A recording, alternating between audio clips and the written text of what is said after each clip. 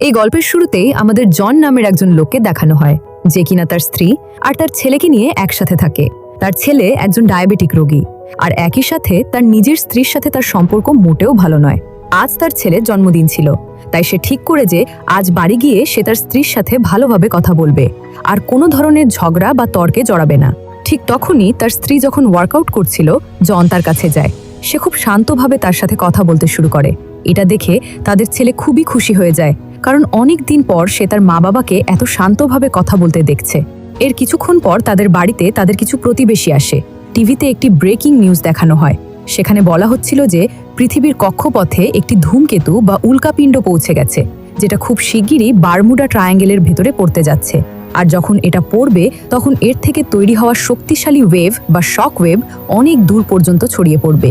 এই খবর শোনার পর জন বাড়ির বাইরে যায়, আর ঠিক তখনই তার দিকে একটা প্রচণ্ড জোরালো বাতাসের ঝাপটা এসে লাগে। আসলে এই বাতাসটা সেই ধূমকেতুর কারণেই তৈরি হয়েছিল, যেটা বারমুডা ট্রায়াঙ্গেলের ভেতরে গিয়ে পড়েছে।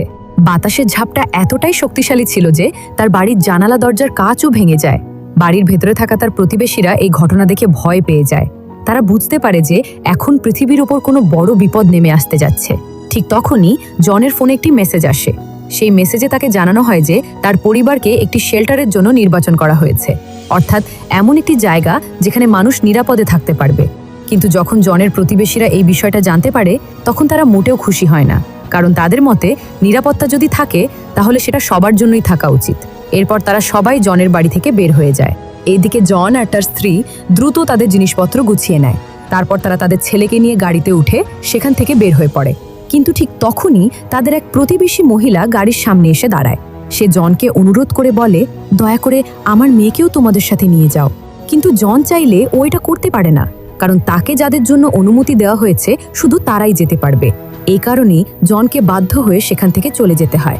এরপর সে পৌঁছে যায় এয়ারপোর্টে, যেখানে নিরাপত্তা ব্যবস্থা ছিল অত্যন্ত কড়া। চারদিকে সেনাবাহিনীর সদস্যরা মোতায়েন ছিল, আর এয়ারপোর্টের ভেতরে শুধুমাত্র সেই মানুষদেরই ঢুকতে দেওয়া হচ্ছিল যাদেরকে ওই শেল্টারে যাওয়ার জন্য নির্বাচন করা হয়েছে, অর্থাৎ সেই নিরাপদ জায়গায় যাওয়ার অনুমতি দেওয়া হয়েছে। জন তার পরিবারকে নিয়ে এয়ারপোর্টের ভেতরে পৌঁছে যায়। কিন্তু ঠিক তখনই হঠাৎ তার মনে পড়ে যে তার ছেলের ডায়াবেটিসের ওষুধ অর্থাৎ ইনসুলিন গাড়িতেই রেখে এসেছে। তখন সে তার স্ত্রীকে বলে, তুমি প্লেনে উঠে বসো, আমি গিয়ে ছেলের ওষুধটা নিয়ে আসছি। এই কথা বলে জন আবার বাইরে চলে যায় ওষুধটা নিয়ে আসার জন্য। অন্যদিকে জনের স্ত্রী তার স্বামীকে ছাড়া প্লেনে উঠতে চায় না, তাই সে একজন আর্মি অফিসারের কাছে গিয়ে বলে, আমার স্বামী আমার ছেলের ওষুধ আনতে গেছেন, ততক্ষণ আমরা এখানেই অপেক্ষা করতে চাই। আর ঠিক এখানেই জনের স্ত্রী একটা বড় ভুল করে বসে। আসলে প্লেনের ভেতরে কোনো রোগীকে প্রবেশ করার অনুমতি নেই। এই কারণেই আর্মি অফিসার তাদের দুজনকে সেখান থেকে অন্য জায়গায় নিয়ে যায়। এদিকে অন্যদিকে দেখানো হয় জনকে, যে ছেলের ওষুধ নিয়ে আবার এয়ারপোর্টে ফিরে আসে, কিন্তু সেখানে এসে সে তার স্ত্রী আর ছেলেকে খুঁজে পায় না। এরপর সে কোনো উপায় না পেয়ে প্লেনের ভেতরে উঠে যায়, কিন্তু প্লেনের চারদিকে অনেক খোঁজাখুঁজির পরও সে তার স্ত্রী আর ছেলেকে কোথাও দেখতে পাচ্ছিল না। জন কিছুই বুঝতে পারে না যে তারা কোথায় গেল।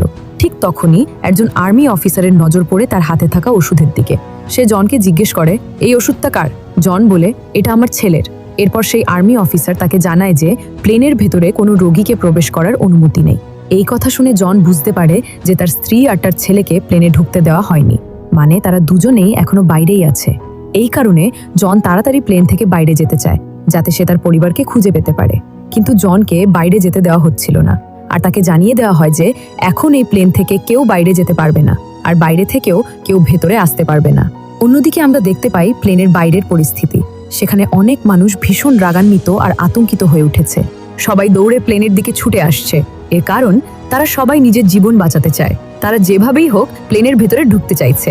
এই পরিস্থিতি নিয়ন্ত্রণ করতে সেনাবাহিনী তাদের উপর গুলিও চালায়, কিন্তু তাতেও কোনো লাভ হয় না। চারদিকে শুরু হয়ে যায় ভয়ঙ্কর বিশৃঙ্খলা আর দৌড়াদৌড়ি। আর এই বিশৃঙ্খলার মধ্যেই হঠাৎ একটি ট্যাঙ্কার থেকে প্রচুর পেট্রোল বের হতে শুরু করে, ফলে সেখানে ভয়াবহ আগুন লেগে যায়। আর ঠিক তখনই সেখানে থাকা একটি প্লেনে প্রচণ্ড বিস্ফোরণ ঘটে। আর অন্যদিকে দূর থেকে জনের স্ত্রী আর তার ছেলে এই বিস্ফোরণের ঘটনাটা দেখে ফেলে, কিন্তু তারা বুঝতে পারে না যে জন এখনো বেঁচে আছে কিনা। এরপর জনের স্ত্রী একটি কাগজে লিখে রাখে যে আমি আমার ছেলেকে নিয়ে আমার মায়ের বাড়িতে যাচ্ছি। তারপর সেই চিরকুটটা গাড়ির ওপর লাগিয়ে দিয়ে সে তার ছেলেকে নিয়ে তার মায়ের বাড়ির দিকে রওনা হয়ে যায়। এদিকে আমাদের জন তাদের গাড়ির কাছে ফিরে আসে, আর যখন সে সেই চিরকুটটা দেখতে পায় তখন সে বুঝতে পারে যে তার স্ত্রী তার মায়ের বাড়ির দিকে গেছে। এই কারণে জন সিদ্ধান্ত নেয় যে সে তার স্ত্রী আর ছেলেকে আনতে তাদের নানার বাড়ির দিকে যাবে।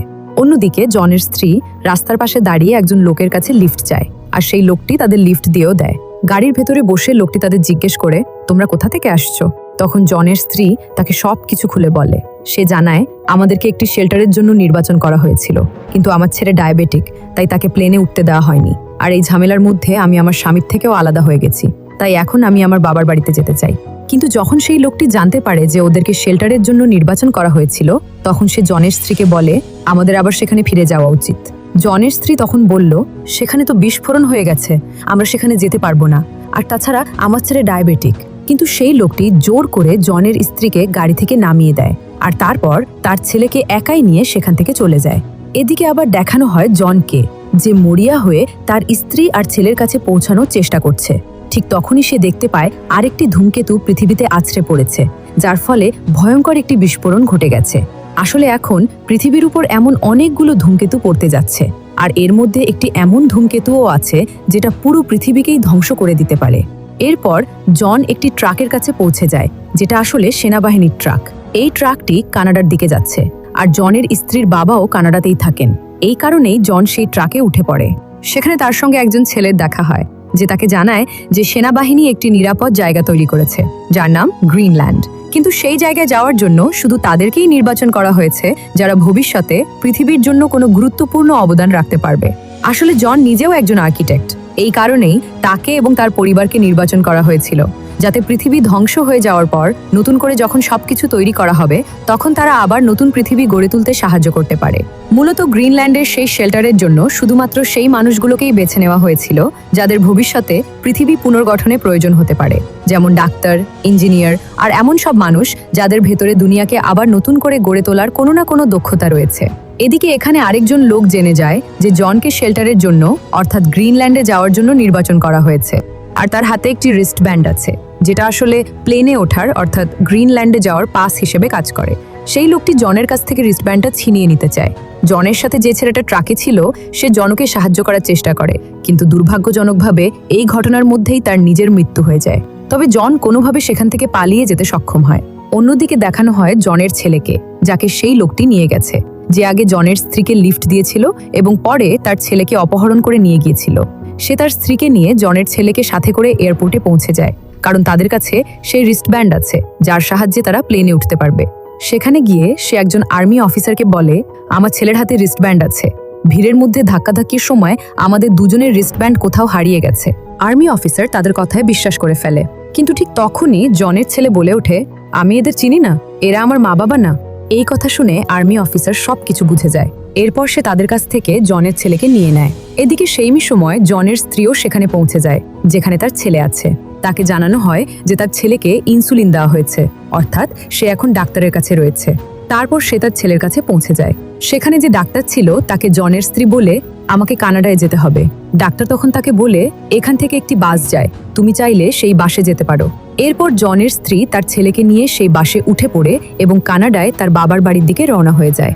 অন্যদিকে দেখানো হয় জনকে, যে অবশেষে তার শ্বশুরের বাড়িতে পৌঁছে যায়, কিন্তু সেখানে গিয়ে সে না তার স্ত্রীকে পায় না তার ছেলেকে। এতে জন ভীষণভাবে চিন্তিত হয়ে পড়ে। কিন্তু ঠিক তখনই তার স্ত্রীর ফোন আসে। তার স্ত্রী জানায়, আমরা কানাডায় অর্থাৎ আমার বাবার বাড়িতে পৌঁছাতে যাচ্ছি। এই কথা শুনে জন গাড়ি নিয়ে দ্রুত তার স্ত্রীকে আনতে বেরিয়ে পড়ে।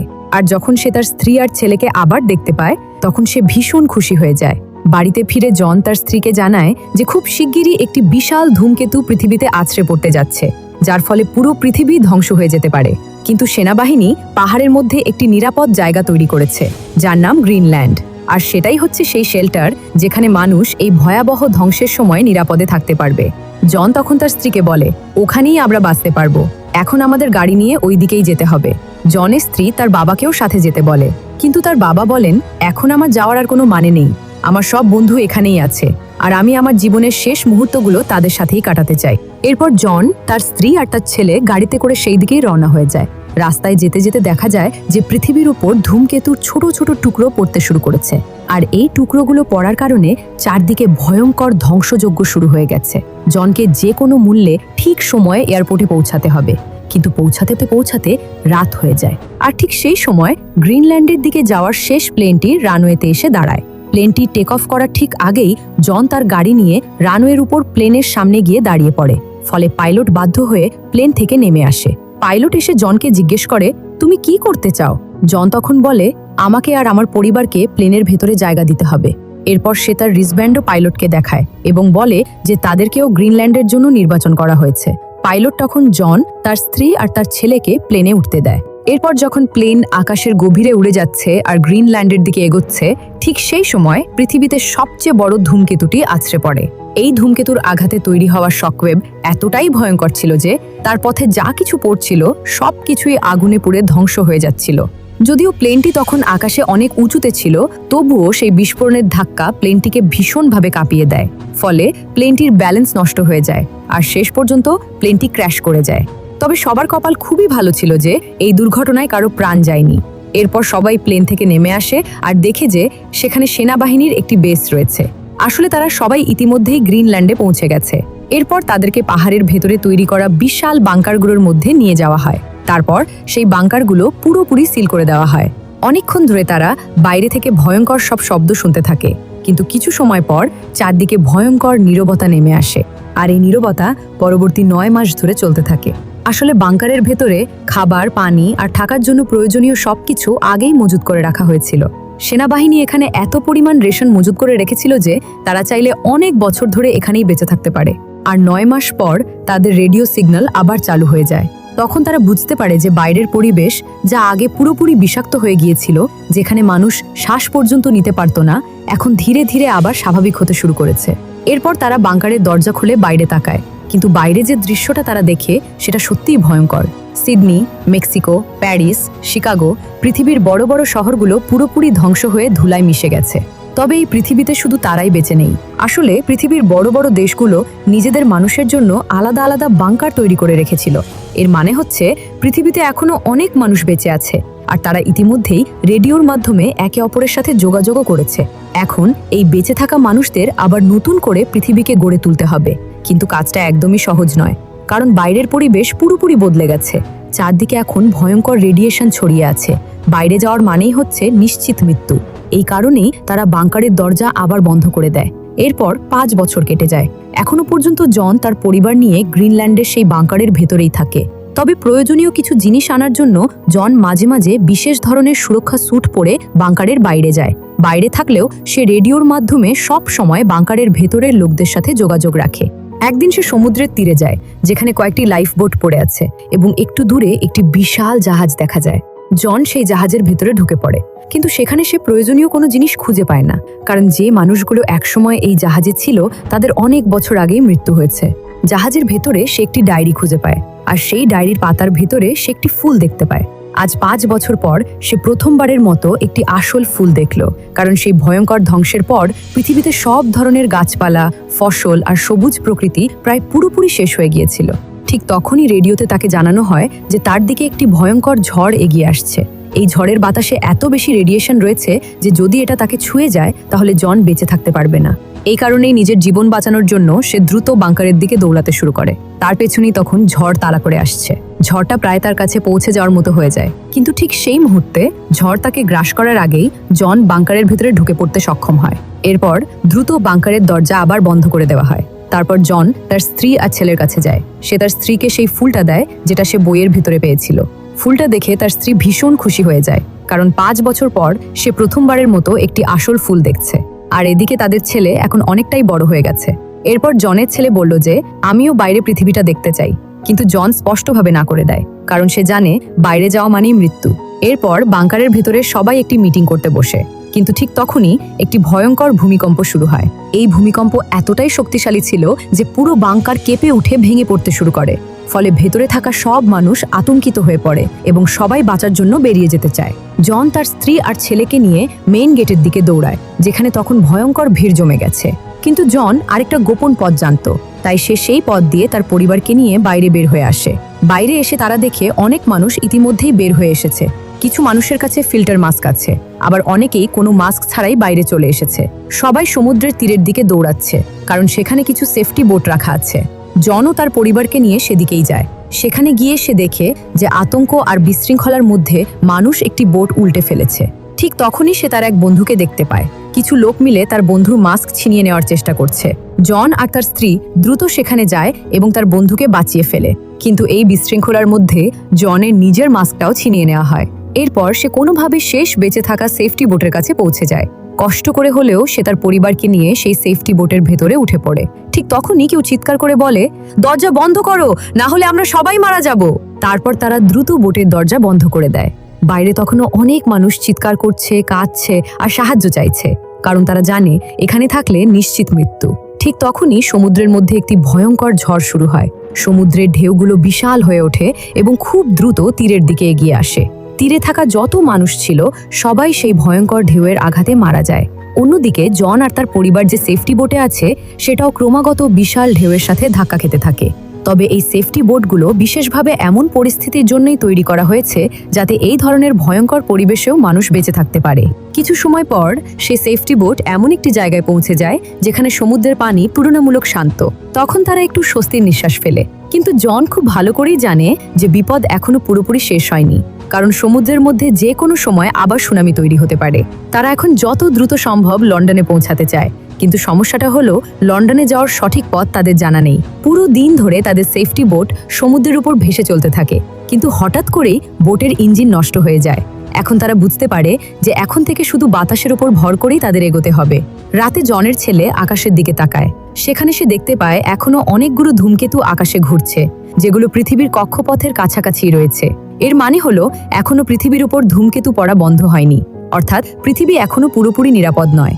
এরপর এভাবেই টানা 2 দিন ভেসে চলার পর তারা অবশেষে সমুদ্রের তীরে পৌঁছে যায়। কিন্তু জন যখন ভালো করে চারদিকে তাকায় তখন সে বুঝতে পারে যে এটা লন্ডন শহর, যেটা এখন পুরোপুরি পানির নিচে ডুবে গেছে। এরপর তারা খাবার আর পানির সরবরাহ খুঁজতে শুরু করে। ঠিক তখন তারা দেখতে পায় যে এখানে অনেক মানুষ আছে। তখন তারা বুঝতে পারে যে এখানে নিশ্চয়ই কোনো বাংকার আছে, যেটা থাকার জন্য পুরোপুরি নিরাপদ, যেমনটা তাদের গ্রিনল্যান্ডের বাংকার ছিল। এখানে সেনাবাহিনীর সদস্যরাও উপস্থিত থাকে। এরপর জনের স্ত্রী সেনাদের কাছে গিয়ে বলে, দয়া করে আমাকে আর আমার পরিবারকে ভেতরে যেতে দিন। তার কাছে আগের বাংকারের অর্থাৎ গ্রিনল্যান্ডের একটি পাসও ছিল, কিন্তু তার স্বামী জন এবং তার ছেলের কাছে কোনো পাস নেই। এই কারণেই তাদের ভেতরে ঢুকতে দেওয়া হয় না। এখানে অনেক মানুষ জড়ো হয়েছে আর সবাই ভেতরে ঢোকার চেষ্টা করছে। জনের এক বন্ধু তখন জোরে জোরে চিৎকার করতে থাকে, আমি একজন ডাক্তার, আমাকে ভেতরে ঢুকতে দাও, আমার ভেতরে যাওয়ার অধিকার আছে। কিন্তু দুর্ভাগ্যজনকভাবে তার ডাক্তার পরিচয়ের ব্যাজটা কোথাও হারিয়ে যায়। সে বারবার চিৎকার করতে থাকে। এই কারণে একজন সৈনিক তাকে গুলি করে দেয় আর সেখানেই তার মৃত্যু হয়ে যায়। ঠিক তখনই সেখানে একটি ভয়ঙ্কর ঝড় শুরু হয়। জন দ্রুত তার পরিবারকে নিয়ে দৌড়াতে শুরু করে। ঠিক তখন তাদের সামনে একটি গাড়ি এসে পড়ে। তারা সেই গাড়ির কাছে লিফট চায়। গাড়ির লোকটি তাদের সবাইকে গাড়িতে তুলে নেয় এবং ঝড় থেকে দূরে একটি নিরাপদ জায়গায় নিয়ে যায়। ঠিক তখনই জন আকাশের দিকে তাকিয়ে দেখে অনেকগুলো ধূমকেতু তাদের দিকেই এগিয়ে আসছে। সে দ্রুত সবাইকে বলে, গাছগুলো শক্ত করে ধরে রাখো। এরপর বেশ কয়েকটি ধূমকেতু তাদের পাশ দিয়ে চলে যায়, কিন্তু দুর্ভাগ্যজনকভাবে একটি ধূমকেতু সেই লোকটির কাছে গিয়ে পড়ে যে তাদের লিফট দিয়েছিল, আর সেখানেই তার মৃত্যু হয়ে যায়। তাদের সাথে তখন আরেকজন মেয়ে থাকে, যে আসলে একজন ডাক্তার।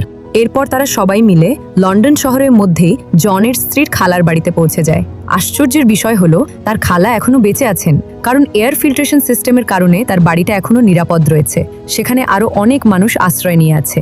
জনের স্ত্রীর খালা তাদের সবাইকে দেখে ভীষণ খুশি হয়ে যান, আর সেদিন রাতে অনেক দিন পর তারা সবাই নিজেদের খুব নিরাপদ মনে করে। রাতে জনের হঠাৎ কাশি শুরু হয়। ঠিক তখনই তার স্ত্রী তার কাছে এসে বসে। জন তখন তার স্ত্রীকে বলে, আমার শরীরের ভেতরে ইতিমধ্যেই রেডিয়েশন ঢুকে গেছে, আমার হাতে আর বেশি সময় নেই। সে আরো বলে, আমি মারা যাওয়ার আগে তোমাকে আর আমাদের ছেলেকে সেই জায়গায় নিয়ে যেতে চাই যেখানে প্রথম ক্লার্ক ধূমকেতুটি আঘাত করেছিল। আসলে তাদের একটি থিওরি ছিল।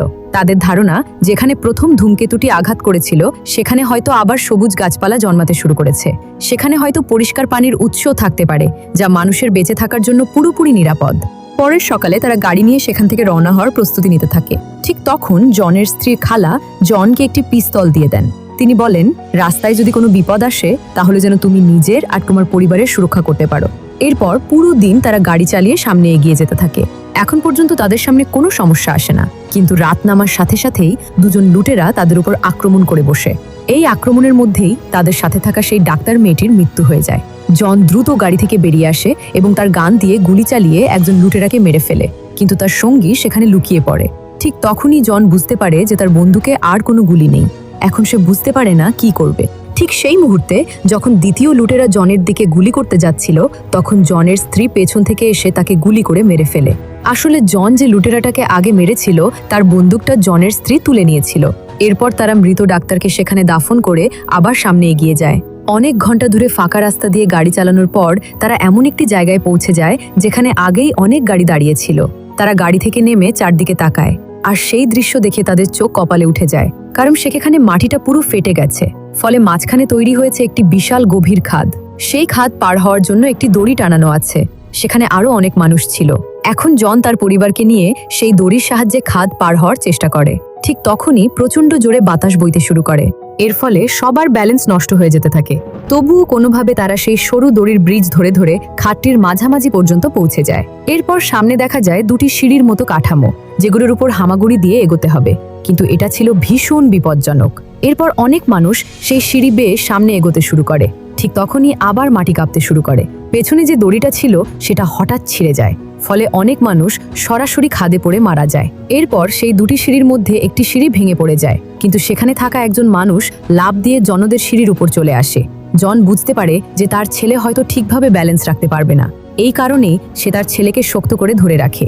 শেষ পর্যন্ত জন তার পরিবারকে নিয়ে সেই বিশাল খাদ সফলভাবে পার হয়ে যায়। শেষ পর্যন্ত জন, তার স্ত্রী আর তার ছেলে ছাড়া আর কেউই সেই বিশাল খাদ পার হতে পারেনি। এরপর তারা তিনজন সেই লোকেশনের দিকে এগিয়ে যেতে থাকে যেখানে সবচেয়ে প্রথম ধূমকেতুটি আঘাত করেছিল। কিছু দূর এগিয়ে তারা দেখতে পায় যে চারপাশের মাটি পুরোপুরি পুড়ে গেছে। এর মানে তারা বুঝতে পারে যে তারা সেই জায়গার কাছাকাছি পৌঁছে গেছে। কিন্তু তারা যেমনটা ভেবেছিল এখানে ঠিক তেমন কিছুই দেখতে পায় না। ঠিক তখনই তাদের সামনে একজন লোক এসে দাঁড়ায়, যার হাতে ছিল একটি রাইফেল। জন তাকে বলে তারা কেন এখানে এসেছে। সবকিছু শোনার পর সেই লোকটি তিনজনকে তার বাড়িতে নিয়ে যায়। সেখানে সে তাদের খাবার দেয় এবং পরিষ্কার পানীয় দেয়। এরপর সে বলে, তোমরা যে জায়গার খোঁজে এখানে এসেছো সেটা সত্যিই আছে, কিন্তু সেখানে পৌঁছানো খুবই কঠিন। সে আরও বলে যে সেই জায়গাটির নাম ক্রিয়েটর, কিন্তু আশেপাশে অনেকগুলো দল রয়েছে যারা নিজেদের মধ্যে লড়াই করছে। এই কারণে মাটির পথ দিয়ে সেখানে পৌঁছানো প্রায় অসম্ভব। এরপর সে একটি ম্যাপ বের করে দেখায় এবং বলে, আমি সেখানে যাওয়ার একটি উপায় জানি, কিন্তু সে একটি শর্ত দেয়। আর সে বলল, তোমাদের সাথে আমার মেয়েকেও নিয়ে যেতে হবে। এরপর সে একটি ছবি জনের হাতে দেয়। সেই ছবিতে তার সাথে আরেকজন মানুষের ছবি ছিল। সে জনকে বলে, যখনই সামনে এগিয়ে এটি চেকপোস্টে পৌঁছাবে তখন সেখানে থাকা সৈনিককে এই ছবিটা দেখাবে, তাহলে সে তোমাকে সামনে যেতে দেবে। জন সেই মানুষটিকে ধন্যবাদ জানায়। এরপর সে তার পরিবার আর সেই লোকের মেয়েকে নিয়ে গাড়িতে করে আবার রওনা হয়ে যায়। অনেকক্ষণ ড্রাইভ করার পর তারা একটি জায়গায় থামে, যেখানে হঠাৎ অনেক সৈনিক এসে তাদের ঘিরে ফেলে। একজন সৈনিক জনকে জিজ্ঞেস করে, তোমরা এখানে কি করছো? সে বলল, এই জায়গায় মাটির নিচে বারুদের মাইন পাতা আছে, তোমরা সামনে যেতে পারবে না, সামনে যুদ্ধ চলছে। ঠিক তখন জনদের সাথে থাকা লোকটির মেয়ে ফরাসি ভাষায় সেই সৈনিকের সাথে কথা বলে, আমার বাবা কমান্ডার টমের বন্ধু। আসলে যে ছবিটা জনকে দেওয়া হয়েছিল তাতে সেই মানুষটি কমান্ডার টমের সাথে ছিল। কমান্ডার টমের নাম শুনে সেই সৈনিক বলে, সামনে যুদ্ধ চলছে, আমি নিজেই তোমাদের সেখানে নিয়ে যাব। কমান্ডার টম তোমাদের ওখানেই অন্য পাশে পাবেন। এরপর সেই সৈনিক তাদের সবাইকে নিয়ে যুদ্ধক্ষেত্রের ভেতর দিয়ে সামনে এগিয়ে যায়। সেখানে চারদিকে গুলির শব্দ শোনা যাচ্ছিল। সারা রাত ধরে এগিয়ে যাওয়ার পর তারা অবশেষে সেই বিপজ্জনক এলাকা পার হয়ে যায়। এরপর তারা পৌঁছে যায় একটি মিলিটারি ক্যাম্পে, যেখানে তাদের কমান্ডার টমের সাথে দেখা করার কথা ছিল। কিন্তু সেখানে এক অফিসার এসে জানায়, গত রাতেই কমান্ডার টম মারা গেছেন। তারপর সে বলে, তোমরা এখন এখান থেকে ফিরে যাও। কিন্তু জন কোনোভাবেই ফিরে যেতে চায় না। সে যে কোনো মূল্যে ক্রিয়েটরে পৌঁছাতে চায়, যেখানে সবুজ গাছপালা আছে, পরিষ্কার পানির উৎস আছে আর আছে শুদ্ধ বাতাস। কিন্তু সেই অফিসার তাকে বলে, ওখানে যাওয়া খুবই বিপজ্জনক, আমি চাই না তোমরা সেখানে যাও। জন অফিসারকে বলে, আমি অনেক দীর্ঘ পথ পাড়ি দিয়ে এখানে পর্যন্ত এসেছি। আমার শরীরের ভেতর ইতিমধ্যেই রেডিয়েশন ছড়িয়ে পড়েছে, খুব বেশি সময় আর বাকি নেই। এই পৃথিবীকে বিদায় জানানোর আগে আমি শুধু আমার পরিবারকে একটি নিরাপদ জায়গায় অর্থাৎ ক্রেটারে পৌঁছে দিতে চাই। এটা শুনে অফিসার তাকে একটি বাস দেখায় এবং বলে, তোমরা সবাই এই বাসে উঠে পড়ো, এই বাসটা ক্রেটারের দিকেই যাচ্ছে। এরপর জন তার পরিবার এবং সেই মেয়েটিকে নিয়ে বাসে উঠে পড়ে। বাসটি ঘন্টার পর ঘন্টা ধরে চলতে থাকে। জনের বিশ্বাস আর একটু পরেই তারা ক্রেটারে পৌঁছে যাবে, যেখানে জীবন আবার আগের মতোই স্বাভাবিক। কিন্তু ঠিক তখনই একটি বড় বিস্ফোরণের শব্দ শোনা যায়। হঠাৎ করে দুইজন লুটেরা বাসের উপর আক্রমণ করে বসে। তারা যাত্রীদের উপর হামলা করতে শুরু করে। এরপর তাদের মধ্যে একজন বাসের ভেতরে ঢুকে পড়ে এবং সবাইকে বলে, সবাই বাস থেকে নিচে নেমে যাও। কিন্তু জুন জানে এই বাসটা যদি তাদের হাত থেকে চলে যায় তাহলে সে আর কখনোই ক্রিয়েটর পর্যন্ত পৌঁছাতে পারবে না। কারণ তার শরীরের অবস্থা ইতিমধ্যে ভীষণ খারাপ হয়ে গেছে। তার হাতে খুব বেশি সময়ও নেই। এই কারণেই সে হঠাৎ করে সেই লুটেরার উপর ঝাঁপিয়ে পড়ে। এটা দেখে বাসের বাইরে থাকা মানুষদের মধ্যেও সাহস চলে আসে। তারা সবাই মিলে বাইরের লুটেরার উপর আক্রমণ করে এবং তাকে মেরে ফেলে। ঠিক তখনই বাসের ভেতর থেকে পরপর 2টা গুলির শব্দ শোনা যায়। কিছুক্ষণ পরে জন বাসের ভেতর থেকে বাইরে বেরিয়ে আসে। ভেতরের লুটেরা মারা গেছে, কিন্তু একটি গুলি জনের গায়েও লেগেছে। সে এখন ভীষণভাবে আহত। জন তার স্ত্রীকে বলল, দ্রুত ক্রেটারের দিকে চলো। এরপর তার স্ত্রী গাড়ি চালাতে শুরু করে আর সবাই গাড়িতে উঠে পড়ে। কিছুক্ষণ পর তারা পৌঁছে যায় সেই জায়গায় যেটাকে তারা মনে করে সেই ক্রেটার, যেখানে প্রথম ধূমকেতুটি আঘাত করেছিল। এরপর তারা হেঁটে উপরের দিকে উঠতে থাকে। উপরে পৌঁছে তারা যা দেখে সেটা যেন একেবারে স্বপ্নের মতো। সেখানে রয়েছে একটি বিশাল ভ্যালি, চারদিকে সবুজ গাছপালা, সবকিছু যেন একটি নতুন জীবনের শুরু। জন খুবই খুশি হয়, কারণ সে জানে এখন তার পরিবার এবং তাদের সাথে থাকা সেই মেয়েটি এখানে নিরাপদে সুন্দরভাবে জীবন কাটাতে পারবে। কিন্তু জন আর সামনে এগোতে পারল না। সে সেখানেই মাটিতে পড়ে যায় আর অবশেষে জনের মৃত্যু হয়ে যায়। কিন্তু মৃত্যুর আগে সে তার পরিবারকে নিরাপদ জায়গায় পৌঁছে দিতে পেরেছে। এটাই তার মনের শান্তি। আর এই দৃশ্যের মধ্য দিয়েই এই মুভিটি এখানেই শেষ হয়ে যায়।